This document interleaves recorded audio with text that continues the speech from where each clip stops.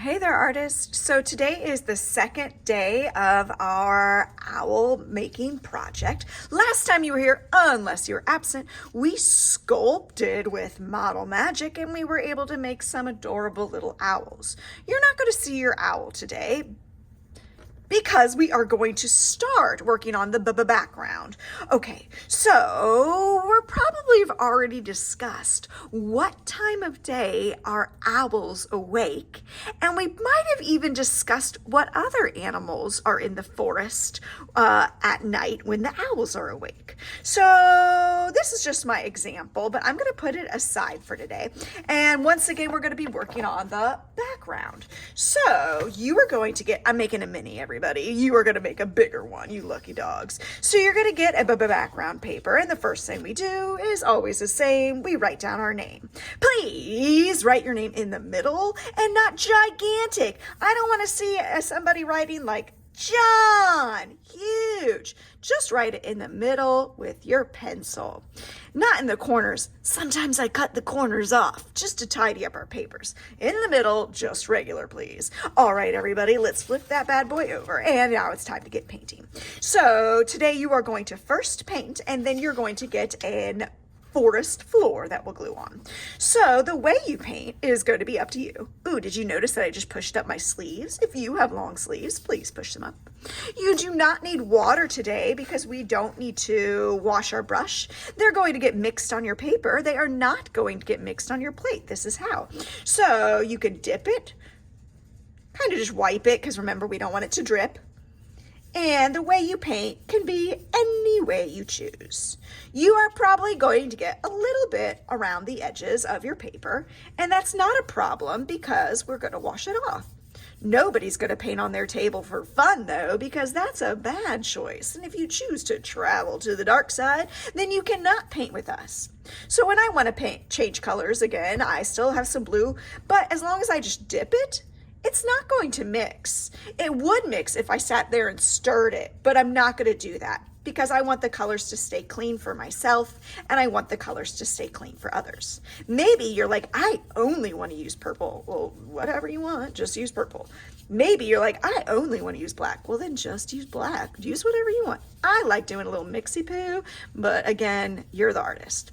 So there's another trick that you could do if you would like.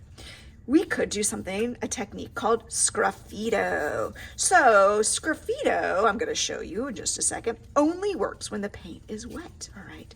So, and this will probably dry pretty fast, but if you want to do sgraffito, what you're going to do is flip your paintbrush to the wrong side and use the wrong side as a drawing tool. Maybe I want to make stars by making an X with a T on it. It doesn't work very well there. It's already too dry. So again, it has to be wet paint. So too dry.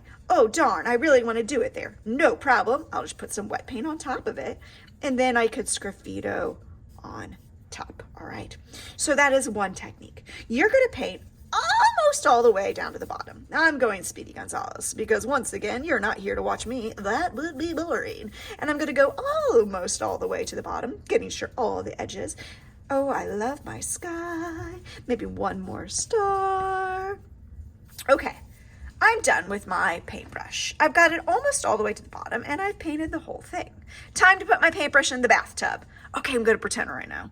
You're going to put your paintbrush in the bathtub and instead you are going to trade your paintbrush for your ground. So my ground is going to be glued at the bottom, as grounds do. Not in the middle, not all crooked, not like this. Ugh. Okay, so when you glue, do you put glue on the bigger paper or the smaller paper? Did you say smaller paper? Because that would be the correct answer. Okay, when we glue, do we put glue over every little nook and cranny? I hope you're thinking, no, that would be wasteful and a waste of time. You trace the edges and you put a big ol' X. So I need to work smart right now because right now it's all wet and gooey right here. I don't want to place it here. I'm going to set it over to the side because I need to find a clean area of my desk. Trace, trace, trace, trace, trace, X. Bada boom, bada bing. I'll put the lid on that, take care of my glue stick in just a minute. And I want to make sure it's not all crooked. I'm trying to go edge to edge, bottom to bottom. And then I've got to lay it down and give it a massage and count to about 10. 1, 2, 3, 4, 5, 6, 7, 8, 9, 10. So that is all the steps we're going to be working on today because I want you to play and have fun. Right now I'm going to put this on the drying rack. I'm going to make sure my area is clean, and then I'll be able to make a free draw art or free choice art so that you can take that home. First, I'm going to wheel that glue stick back down and take care of it. All right, everybody, happy arting.